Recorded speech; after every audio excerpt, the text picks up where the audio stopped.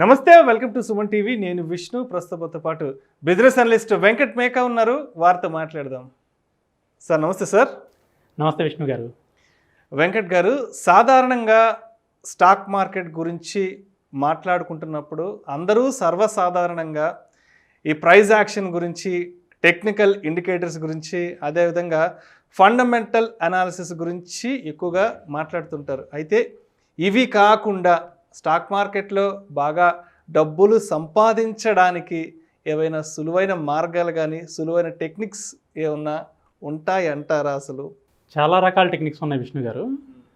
అంటే ఎక్కువ మంది ఏంటంటే ఈ టెక్నికల్ ఇండికేటర్స్ కానీ, ఫండమెంటల్ అనాలిసిస్ కానీ ఎందుకు చూస్తున్నారు అంటే వాటి మీద మనకి బయట పబ్లిక్లో బుక్స్ కానీ లేకపోతే అదర్ సోర్సెస్ ఆఫ్ ఇన్ఫర్మేషన్ కానీ ఉండటము వలన అవి బాగా పాపులర్ అయినాయి కానండి.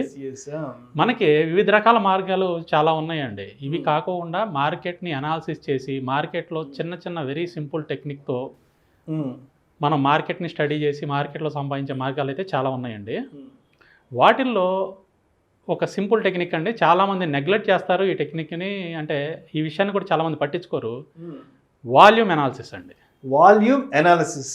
చాలామంది ఏంటంటే ప్రైజ్ని చూస్తారు, దాని మీద ఇండికేటర్ పెడతారు, లేదా ఫండమెంటల్గా ప్రైజ్ ఏముందని చూస్తారు.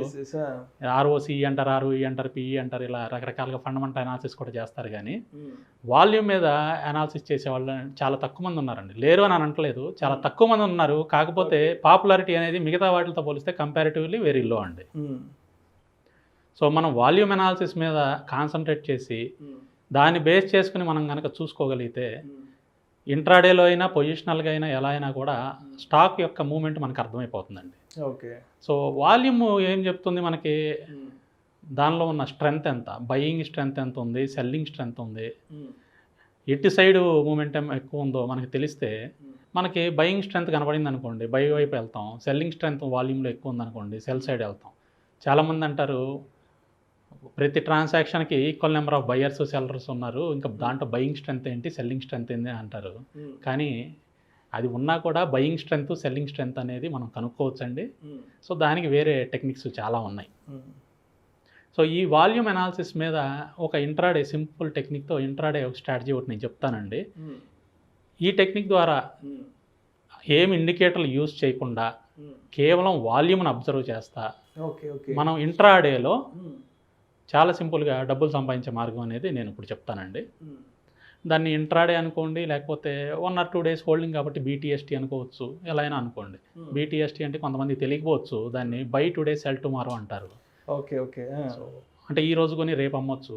అంటే టార్గెట్ ఈ రోజు వస్తే ఈ రోజు అమ్ముతాం, ఇంట్రాడే అవుతుంది. ఈ రోజు రాకపోతే రేపటి వరకు ఉంచుకుంటాం, దాన్ని బీటీఎస్టీ అంటారు. ఒకవేళ టార్గెట్ రేపు కూడా రాకపోతే ఎల్లుండికి వస్తుందండి. సో ఎలా జరిగినా టార్గెట్ రావడం అయితే పక్కా అనమాట. సో దాదాపుగా మీకు 90% ఆఫ్ ది టైం మనకి టార్గెట్ వస్తుందండి. చాలా తక్కువ టైం, ఓన్లీ 10% ఆఫ్ ది టైమే మనకి టార్గెట్ రాలేదు, అంటే మా పర్సనల్ అబ్జర్వేషన్లో.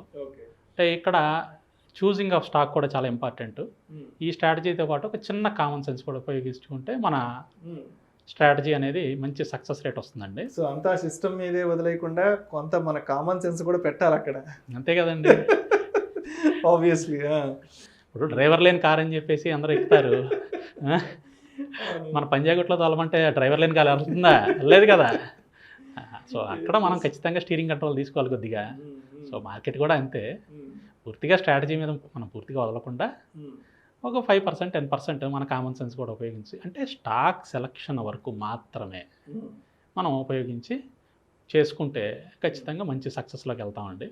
నేను అంతకుముందు వీడియోస్లో కూడా ఇలాంటి సింపుల్ టెక్నిక్స్తో కొన్ని స్ట్రాటజీస్ చెప్పాను, కొన్ని గ్రాఫ్స్ కూడా ఇచ్చారు. అవునండి, దానికి కూడా మంచి రెస్పాన్స్ వచ్చింది. నాకు పర్సనల్గా కూడా చాలామంది కాల్ చేశారు.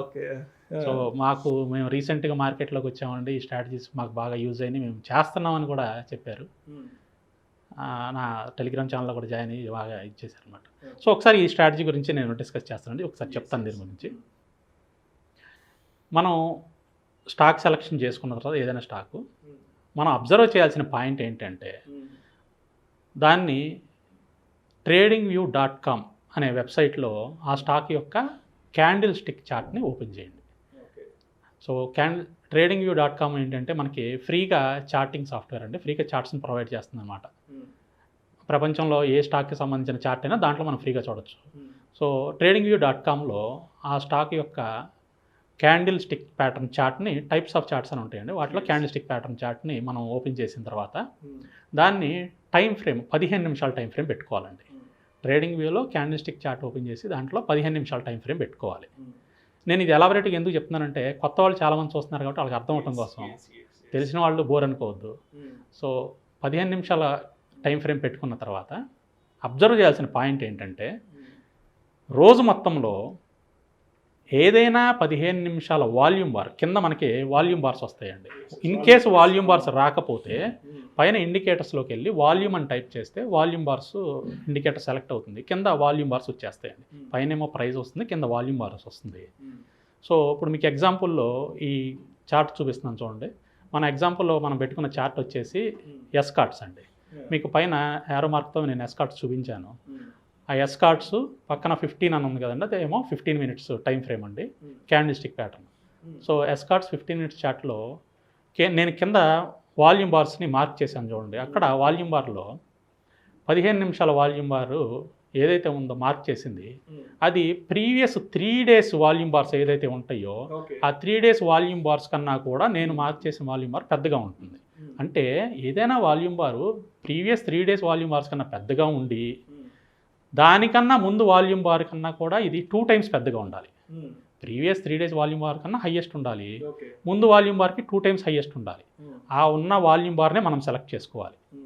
సో ఆ వాల్యూమ్ బార్ ఏ క్యాండిల్లో అయితే వచ్చిందో దాన్ని మనం ట్రిగ్గర్ క్యాండిల్ అంటాం. Trigger candle. సో ఆ క్యాండిల్ క్లోజ్ అవ్వగానే క్లోజ్ దగ్గర మనము బై చేయాలన్నమాట. క్లోజ్ దగ్గర బై చేయండి. ఆ క్యాండిల్ దగ్గర నుంచి ప్రీవియస్ స్వింగ్ లో ఏదైతే ఉంటుందో, అంటే ప్రీవియస్ లో ఏదైతే ఉంటుందో అదేమో స్టాప్ లాస్ కింద మెయింటైన్ చేయండి. ఈ రెండింటికి మధ్య ఉన్న డిఫరెన్స్, స్టాప్ లాస్కి మన బై ప్రైస్గా ఉన్న డిఫరెన్స్కి 2 టైమ్స్ని టార్గెట్ కింద పెట్టుకోండి. Minimum 2 times. మా అబ్జర్వేషన్లో 5 టైమ్స్ 6 టైమ్స్ కూడా వచ్చినాయి, కొన్ని 10 టైమ్స్ కూడా వెళ్ళినాయి.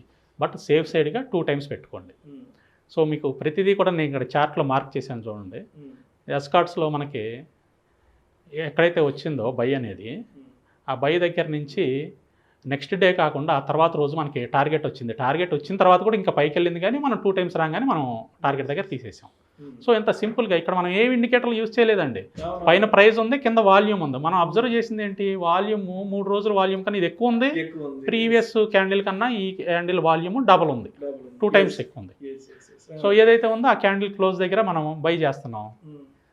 ప్రీవియస్ స్వింగ్లో స్టాప్ లాస్ కింద పెట్టుకుంటున్నాం. ఈ రెండు స్టాప్ లాస్కి బైకి ఉన్న డిస్టెన్స్ ఏదైతే ఉంటుందో ఆ డిస్టెన్స్కి 2 టైమ్స్ మనం టార్గెట్ కింద పెట్టుకుంటున్నాం. అది ఒక్కొక్క రోజు సేమ్ డే వస్తుందండి, ఒక్కొక్క రోజు 1 or 2 డేస్ టైం పడుతుంది. సో మీరు ఏం చేస్తారు, సేమ్ డే వస్తే పొజిషన్ క్లోజ్ చేస్తారు, లేదా నెక్స్ట్ డేకి వెయిట్ చేయండి. Maximum 2 days. ఆ తర్వాత రోజుకి కూడా మీకు టార్గెట్ రాకపోతే పొజిషన్ని క్లోజ్ చేసేయండి ఎక్కడ ఉంటే అక్కడ. సో 1:1 రాగానే, అంటే సపోజ్ ఈ రేంజ్ ఏదైతే ఉంటుందో మీరు బై చేసింది స్టాప్ లాస్ రేంజ్ 10 పాయింట్లు ఉందనుకోండి, మీకు 10 పాయింట్లు దూరం వెళ్ళిన తర్వాత మీరు ఏం చేస్తారంటే స్టాప్ లాస్ని మీరు ఎక్కడైతే కొన్నారో అక్కడికి స్టాప్ లాస్ని మూవ్ చేయండి. సో దట్ ఏమవుతుంది అంటే ఒక్కొక్కసారి పొజిషన్ వీక్ అయింది అనుకోండి, అంటే ట్రెండ్ వీక్ అయింది అనుకోండి, అది వెనక తిరిగి వచ్చేస్తుంది. వెనక తిరిగి వచ్చినప్పుడు ఏమవుతుంది, మనకి లాస్లోకి రాకుండా మనం ఎక్కడైతే కొన్నామో అక్కడే పొజిషన్ తీసేస్తాం. సో లాస్ అనేది రాకుండా ఉంటుందన్నమాట. స్టాప్ లాస్ని మూవ్ చేసే కాన్సెప్ట్ కనుక మనం పెట్టుకుంటే ఈ స్ట్రాటజీలో ఐదర్ మీరు టార్గెట్ అన్న హిట్ అవుతారు, లేదా ఎక్కడ కొన్నారో అక్కడ తీసేస్తారు, నో లాస్లో తీసేస్తారు అనమాట. అందుకనే నేను మొదట్లో స్టార్టింగ్లోనే చెప్పాను 90% ఆఫ్ ది టైము ఇది సక్సెస్ ఉంటుంది అని.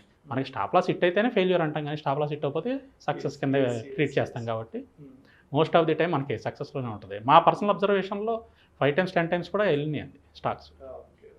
కానీ సేఫ్ సైడ్ 2 times వరకు చూడండి. మీరు కొంతకాలం ప్రాక్టీస్ చేసిన తర్వాత మీకు ఎంతగా దూరం టార్గెట్ పెట్టుకోవాలి, స్టాప్ లాస్ ఎట్లా మూవ్ చేయాలనేది మీ పర్సనల్ అబ్జర్వేషన్లో వచ్చేస్తుంది. అందుకని నేను కామన్ సెన్స్ అనే వర్డ్ వాడింది ఇందాక. కొంచెం తెలివి, కొంచెం తెలివి. ఇంకొకటండి, స్టాక్ సెలక్షన్ అప్పుడు కూడా మనం చూసుకోవాల్సింది ఏంటి అంటే పెన్నీ స్టాక్స్ ఒకటి, లో లిక్విడిటీ ఉన్న స్టాక్స్ ఒకటి అవాయిడ్ చేయండి. దీనికి అవాయిడ్ చేయాలి. మెయిన్ మనం చూసుకోవాల్సింది ఏంటంటే నిఫ్టీ 50, నిఫ్టీ నెక్స్ట్ 50, అలాగే నిఫ్టీ 100 ఇలాంటి స్టాక్స్ ఉన్నాయి చూడండి, అవి మాత్రమే చూసుకోండి. అలాగే నిఫ్టీలో డెరివేటివ్ సెగ్మెంట్స్లో ఉన్న స్టాక్స్ని కూడా మనం యూస్ చేసుకోవచ్చు. అంతేగాని పెన్నీ స్టాక్స్ ₹10, ₹5 స్టాక్స్ మీద కానీ లో లిక్విడిటీ అంటే ఆ రోజు మొత్తం అది ట్రేడ్ జరిగినా కూడా 1000 కన్నా ఎక్కువ వాల్యూమ్ ఉండదు. అలాంటి స్టాక్స్ ఇట్లాంటి స్ట్రాటజీ అక్కడ పనికిరాదు. పనికిరాదు. సరే మిడ్ క్యాప్, లార్జ్ క్యాప్ అట్లాంటి వాటి మీద ఈ స్ట్రాటజీని మనం తీసుకెళ్ళాలి, కానీ ₹5, ₹10 స్టాక్స్ మీద పెట్టడం అనవసరం అంటారు ఈ స్ట్రాటజీని. అలాంటి దాని మీద అయితే మీకు ఫెయిల్ అవ్వడానికి ఛాన్స్లు ఉంటాయి. ఎందుకంటే అది ఇండికేటర్లు కూడా అలాంటి స్టాకులు పెడితే ఫెయిల్ అవుతాయి. సో దాని మీద ఏది పని చేయదండి. సో ఈ విధంగా చేసుకుంటే ఇప్పుడు నేను చెప్పిన కాన్సెప్ట్ ప్రకారం మీరు ఫండమెంటల్, టెక్నికల్ అనాలిసిస్ అట్లాంటివి ఏమీ చేయక్కర్లేదు. ఈ వాల్యూమ్ అనాలిసిస్ మాత్రమే చేస్తారు. సో కొంతమంది దీన్ని టెక్నికల్ అనాలిసిస్ కూడా అని అంటారు వాల్యూమ్ని, కానీ టెక్నికల్ అనాలిసిస్ కొంచెం డిఫరెంట్. బట్ కలిపితే కలుపుకోవచ్చు, అది మీ ఇష్టం.